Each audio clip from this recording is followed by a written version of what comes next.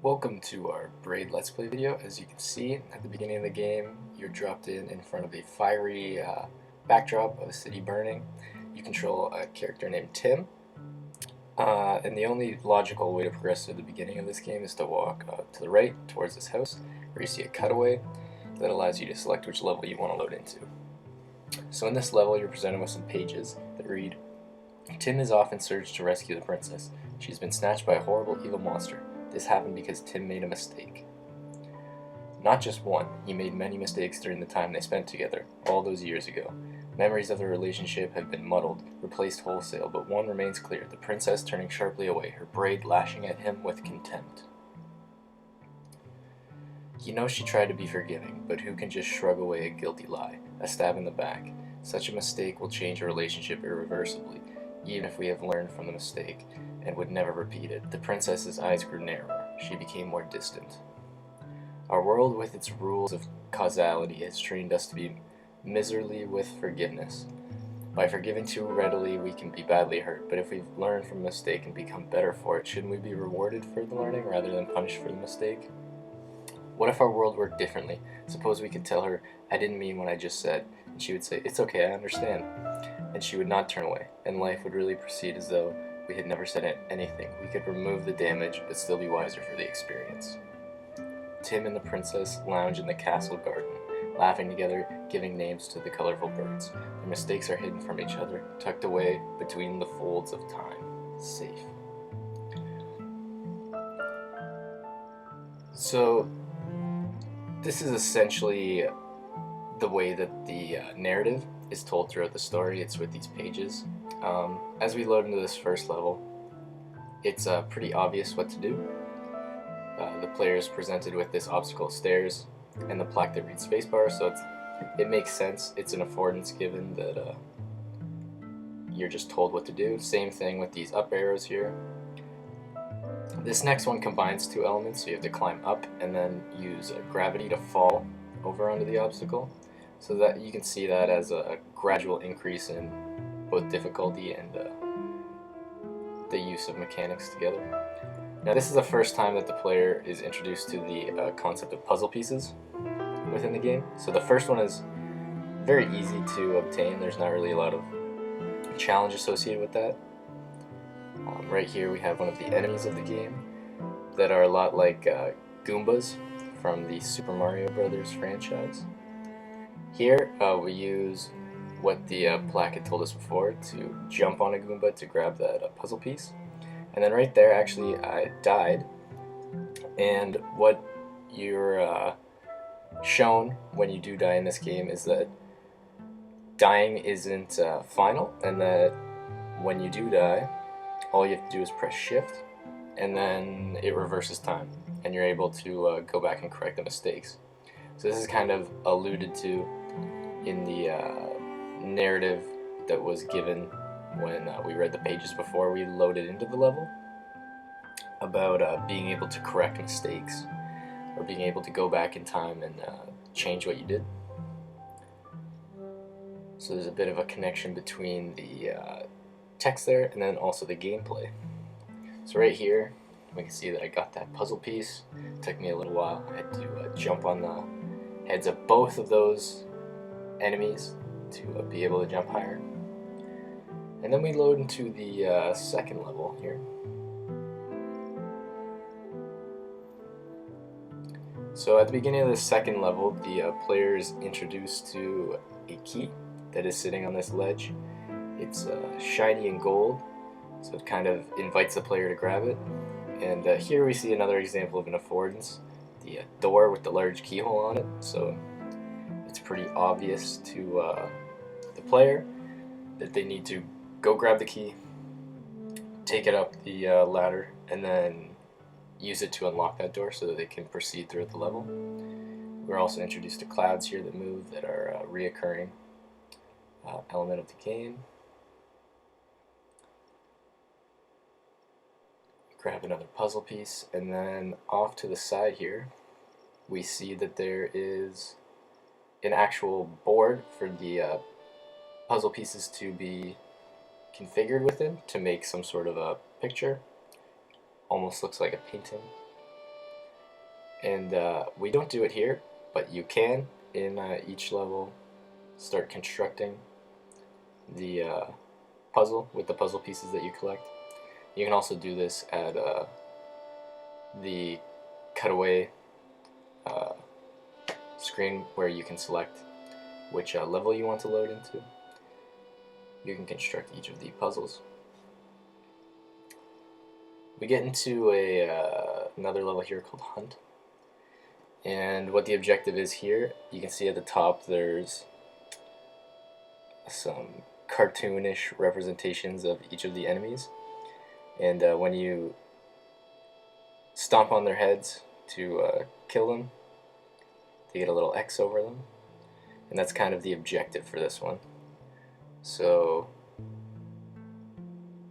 up in the top right corner you can see a door that also has these representations of the enemies on it. And as each is killed, an X gets placed over top of them. And once we get this last one here, when we do eventually get it, then the door opens and we can then collect the puzzle piece. So this is one of the first examples in the game where you have to complete some sort of multifaceted or complex puzzle or objective in order to get one of the puzzle pieces, in order to not necessarily progress, but in order to further complete the game. Here we see at the introduction of levers, which can be viewed as another affordance that is given to the player from the game designer. We can assume that a player will understand the basic concept of levers, that when pulled they cause some interaction between another object within the game world. In this case it's a platform here. And at this instance we start to see a change from just basic mechanics that have fairly obvious consequences within the game world to start to be used not just for the progression throughout each level, but for the completion of gathering all of the puzzle pieces. So there's a puzzle piece at the very beginning when we loaded into this level that requires you to use this lever to make the platform hold this enemy while it walks across, and then fall down onto that ledge so that you can jump on its head right here to grab the puzzle piece. So that's not necessarily imperative for the player to get to the end of the level to walk through the door so that they can progress through the level, but it is necessary if you're trying to collect all the puzzle pieces, which are important later on, but not paramount to your completion of this level. I'll take this time to talk a little bit about the rewind mechanic and how it affects this game. So I like the rewind mechanic, especially in the context of this game, because it helps deal with a lot of the frustration of the puzzles that you're asked to complete. So in this one you can see I use the rewind mechanic quite a few times before I'm able to time that jump properly to jump off of that enemy. And it's nice because it takes away a lot of the frustration associated with dying within a game like this. But it's also necessary for a lot of the puzzles. There are very few instances in the game where if you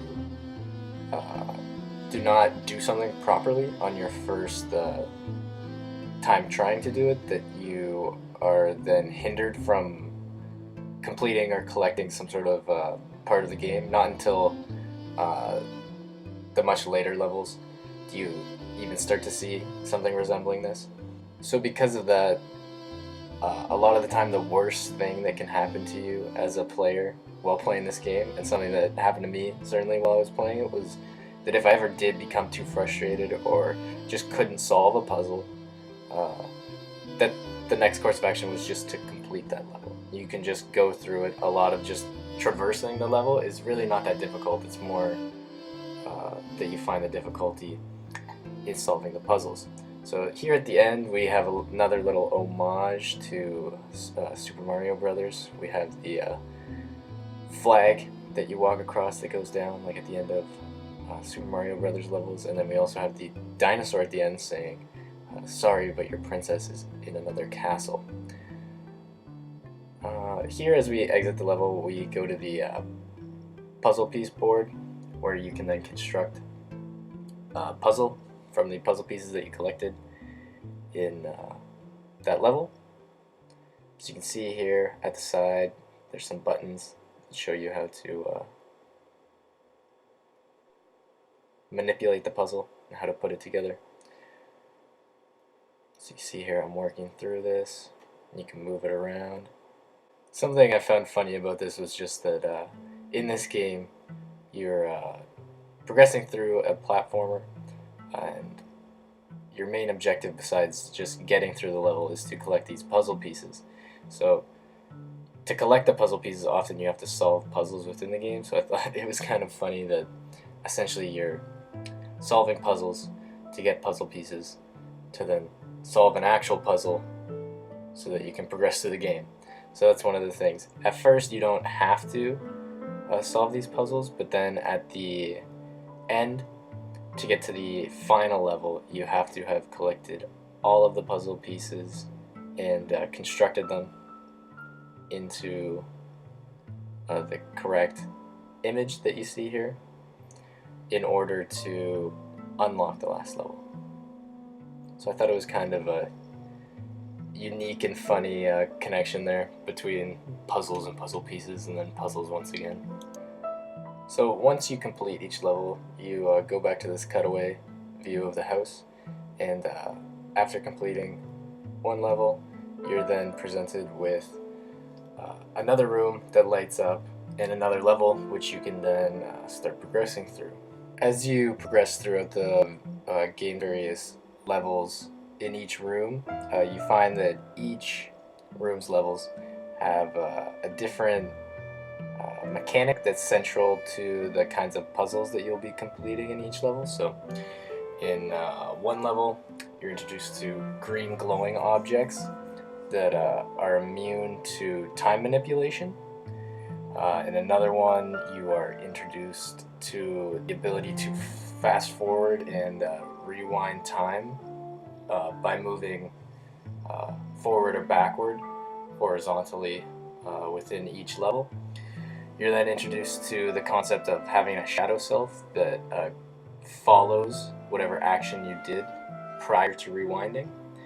And then finally you're introduced to the concept of a ring, which when placed on the ground dilates time in a circle around it. So each of these things becomes central to completing each level's puzzles, and they provide like a unique way to ramp up the difficulty of the game. So by introducing each of these mechanics individually in each level's context, the player gets to practice them, and this provides a unique way to start to ramp up the difficulty of the game. So it creates a nice gradual learning curve for the player as they progress throughout the game's level. We're going to take some time now to look at some of the key points and arguments that were made in this week's readings regarding game criticism. In Brendan Keogh's article, he talks about game criticism. One of the things he says is, the academic video game critic, as opposed to the game studies formalist, must be more concerned with understanding how and why a certain video game feels to play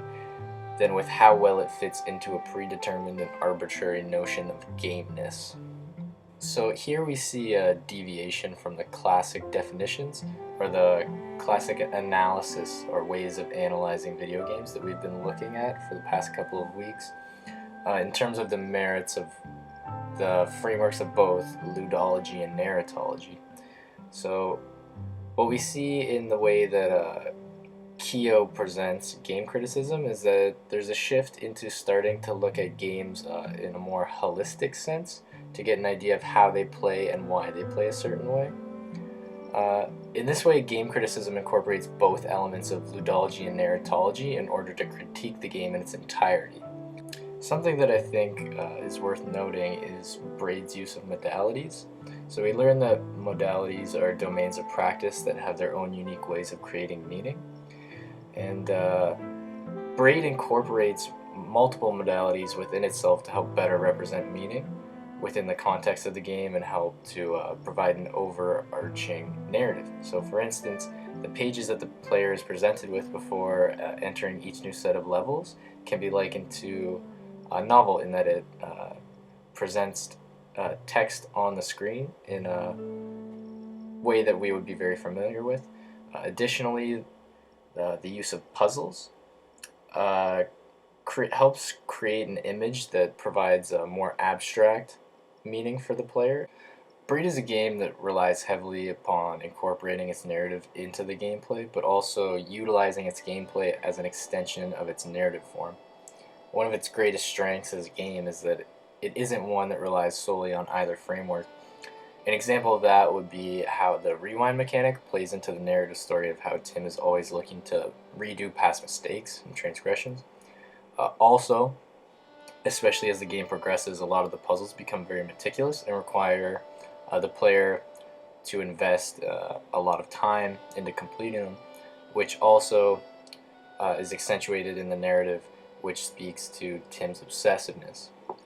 In the previous weeks, we've talked about remediation and its importance in video games, and this week we see a deconstruction of the opposite argument that video games are and should be a pure form.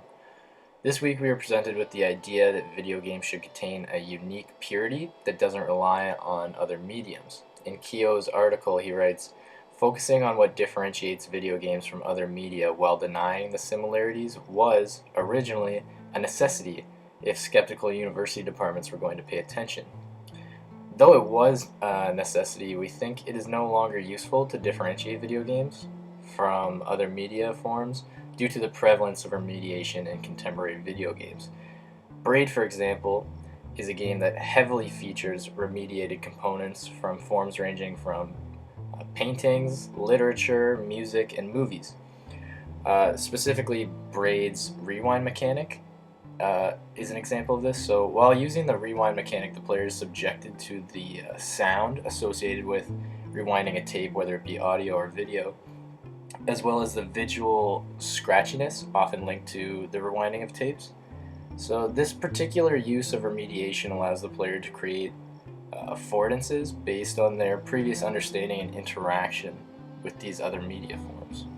Keogh looks at this idea of pure uniqueness regarding video games, saying that they shouldn't borrow in their design and aesthetic from other forms of media.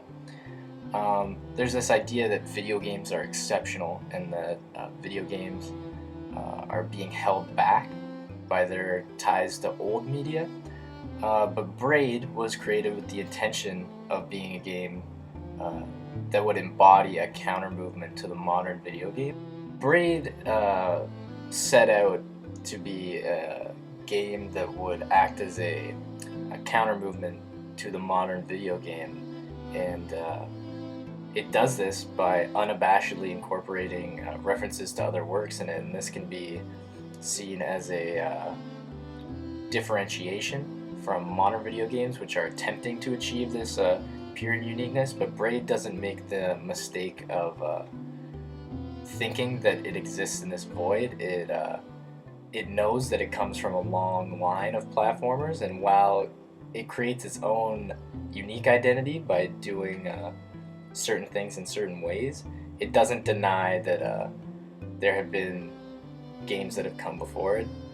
Keogh goes on to talk about immersion in video games, and he says, video game immersion does not simply allow players to step into a world that is waiting for them.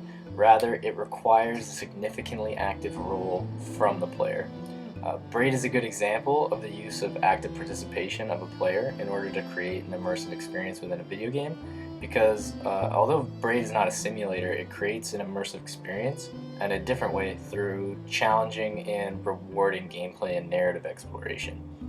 It entices a player to invest time and effort into the game, despite any frustrations they may have while playing the game. Braid creates a sense of perpetual immersion by the way it rarely removes the player from the game world and experience, And the main way it does this is through the rewind mechanic. You don't get a game over screen, you don't get a screen that says you died or anything like that. All that happens is you just reverse and then you start over again. He goes on to talk about how Giddings says that to play a digital game is to plug oneself into a cybernetic circuit. To that, he explains that to analyze a text that is player in game is to no longer analyze the player as distinct from the video game, but instead as a component of the video game text. By utilizing the player as a user within the video game text, you allow the user to play an active role in the construction of the narrative, which allows for further and meaningful immersion and interaction within that narrative. And that's something that we can see Braid do by its incorporation of gameplay and narrative, and how each of those things complement each other. I'm going to now share a little bit about the game, so both in terms of its creation and some interpretations of the game's narrative. There will be some spoilers, so just fair warning in that regard. So the game was created by Jonathan Blow. It was released in 2008 on the Xbox 360 Live Arcade. It would later be released to the PC for both Windows operating system and the Mac operating system in 2009. In terms of the narrative interpretation, there tends to be two trains of thought there. So there's the most obvious interpretation of the game, which states that the narrative has the player follow Tim as he attempts to reconcile his past transgressions in his poorly defined relationship with the princess. There's also the alternative interpretation of the game's narrative that suggests that Tim is a scientist working on the Manhattan Project and that the princess is actually an atomic bomb. I was a bit skeptical about this alternative interpretation of the story's narrative when I first heard about it, just because I didn't quite get that reading from my first playthrough of the game. But as I looked into it, there is strong evidence to support this. So for example, at the beginning of the game, when you load in, you're presented with the backdrop of the city on fire, which can be seen as Manhattan burning as the result of the detonation of an atomic bomb. There's also further evidence throughout the game. There are secret stars to collect, and they fill up the Andromeda constellation that you see as you walk into the house at the beginning of the game. They're difficult to collect, however, if you do collect them, during the last level, you are able to actually interact with the princess, and when you do finally come into contact with her, she explodes like an atomic bomb. The creator of the game himself has stated that he made the narrative of Braid purposefully ambiguous, and he's also stated that he himself could not put into words what the meaning of Braid is, even if he wanted to. So there's kind of the aspect of each player having their own unique version of what Braid means, and then creating their own meaning for it based on how they think the game is and how their experience was while they played it. This concludes our Let's Play video for Braid. Thank you so much for watching.